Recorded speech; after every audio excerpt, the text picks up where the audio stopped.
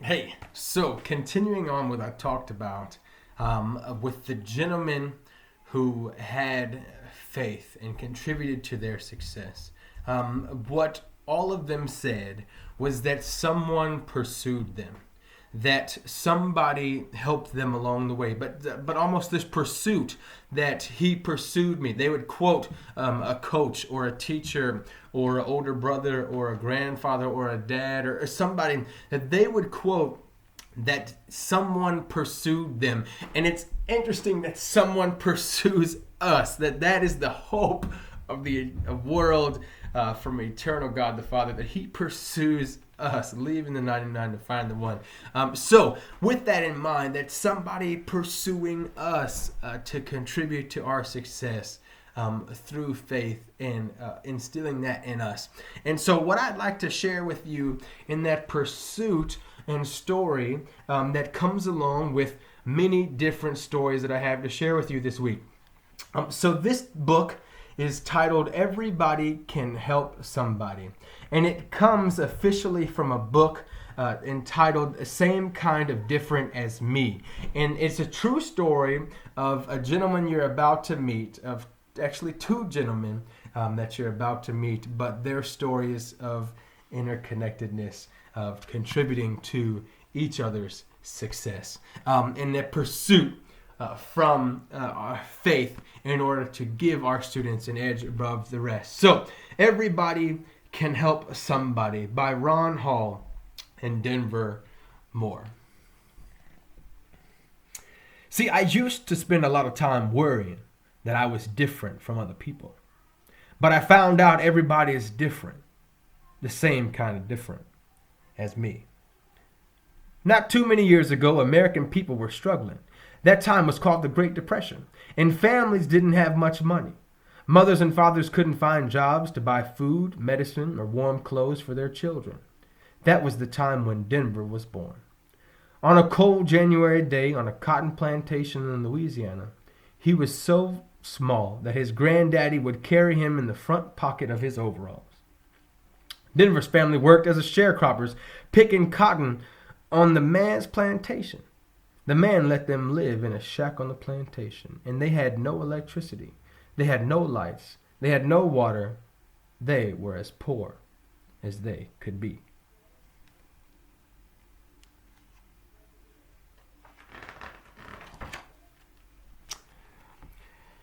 And Denver's family didn't have a car, and sometimes they rode on a big wagon pulled by mules, but they usually walked. Most of the food they ate came from their garden: corn, potatoes, carrots. The milk came from the man's cow. At Christmas, the man would give them a pig so they would have some meat. Even though he was a little boy, Denver worked with the rest of his family. He fed the chickens, he milked the cows, he picked wild blueberries.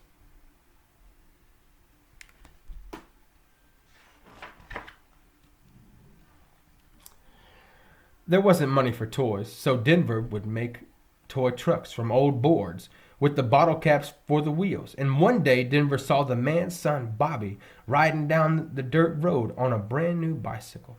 It was shiny and red. Denver had never seen a bicycle. He wanted one so much. He asked the man, "Can I do extra chores for you so I can earn enough money to buy a bike like Bobby's?" "Denver," the man said, "if you pick 100 pounds of cotton, I'll buy you a new bike."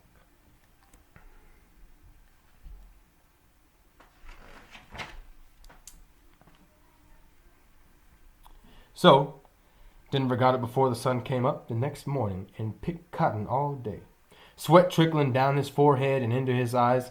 Just as the sun was setting, he took his pillowcase full of cotton to the man's barn and put it on the scales.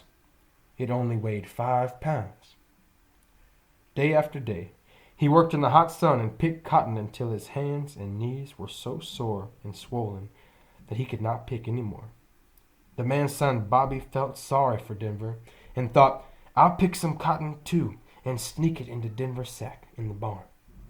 With a friend helping him, Denver finally had 100 pounds of cotton.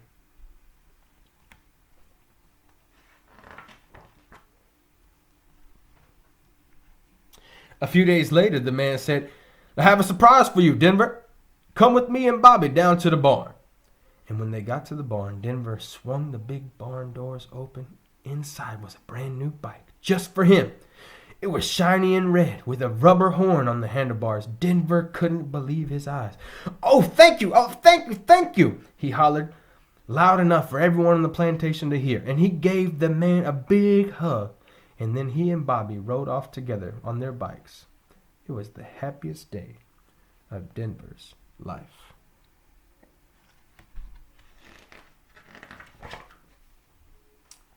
Most kids go to school, but not Denver. He had to work the cotton fields instead. He wanted to learn to read and to write his name, but nobody in Denver's family knew how to teach him. Year after year, when the other kids headed off to school with their lunches and their books, Denver stayed behind to work on the plantation.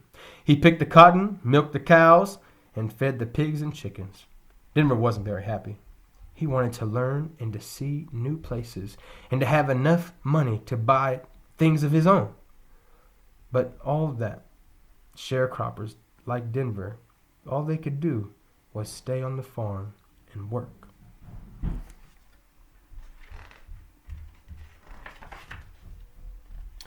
And one day, when Denver was grown, he was walking to the man's store and saw a train stopped on the railroad tracks. "I wonder where that train goes," and Denver thought, and he decided to jump on the train and find out. He was ready to see the world. Click, clack, click, clack. The train sped along the tracks all day, all night. Denver rode in the boxcar that carried coal, and he got covered in coal dust. Soon his pretty brown skin looked as black as the coal. And when the train finally stopped, Denver climbed down to the ground.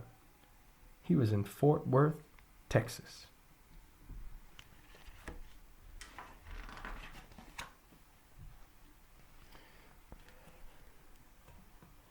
What a big place, Denver thought. He said as he walked through the city looking up at all the tall buildings. There were shops and people walking very fast in every direction, and everyone he saw wore nice clothes and looked all clean and shiny. Denver was barefoot and wearing overalls covered in coal dust.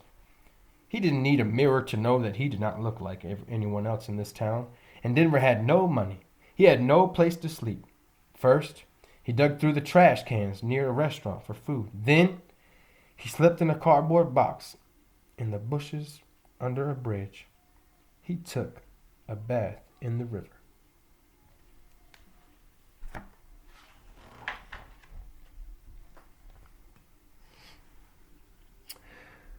Denver tried to get a job in a store, but he didn't know how to read or to write his name on the application. The store owner asked, "Are you a homeless man?" Denver didn't know what that meant.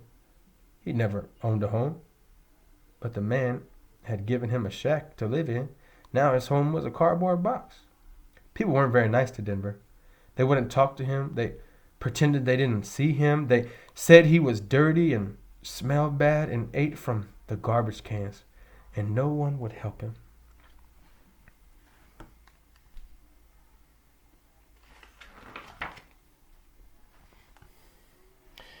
Denver spent a long time living as a homeless man. Being lonely, poor, and hungry made him mean. He slept outside under bridges, on park benches, or near the front steps of churches. He hoped some of the nice church-going people would help him, or give him some food, or maybe a sandwich, or a hot cup of coffee on a really cold day, but no one ever did. No one cares about me, he thought. At night, he would look up at the sky full of stars. Is there really a God up there, he wondered? Does he love me?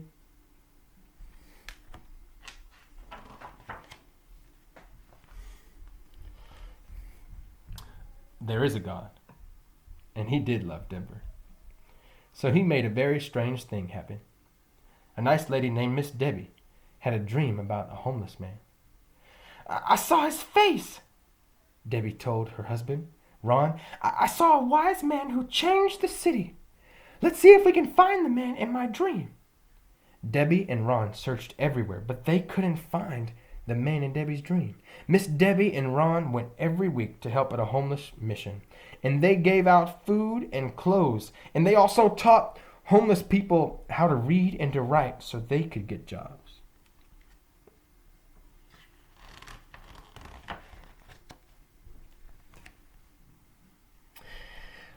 And one night, as Ron and Miss Debbie served dinner at the mission, she saw the man from her dream. "What's your name?" "My name's Denver. I'm a very bad man. Leave me alone." But Miss Debbie wasn't afraid. "You're not a bad man. You're a good man. God loves you, and so do I." Denver had never heard anyone say God loves you. He had never even heard someone say I love you. Her words made him feel less angry and lonely. And that night, as he lay in his cardboard box, he thought about the nice lady with the kind voice. Is she an angel? He wondered.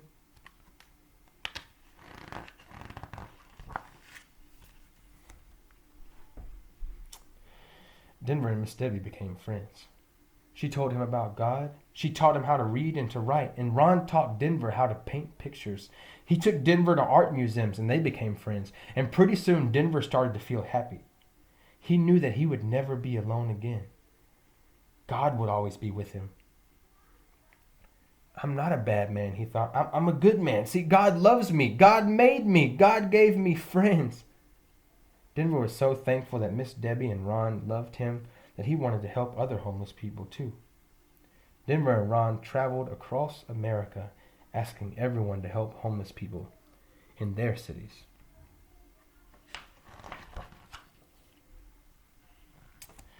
People read about Denver in the newspaper. They saw him on TV. He was even invited to the White House to meet the president. Denver told people about living in a cardboard box in the bushes under the bridge. He said that no one had ever loved him until Miss Debbie and Ron, and that they had introduced him to God and his love. Miss Debbie was different from anybody I'd ever met, and I was different from anybody she'd ever met. But I finally figured out that she was the same kind of different as me, as he said with a big smile.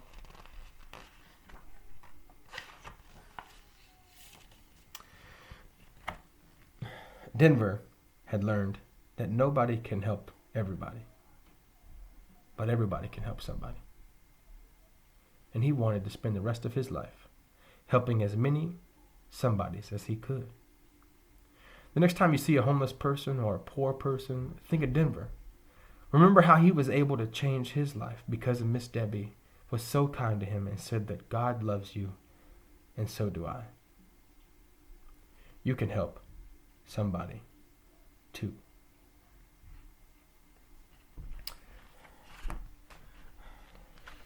Nobody can help everybody, but everybody can help somebody.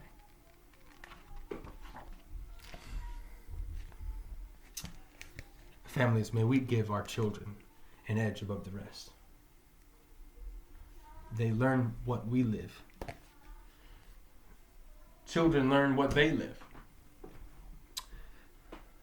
What we live out in our homes. How we treat one another. They take that from us. Nobody can help everybody. But everybody can help somebody. Blessings on you.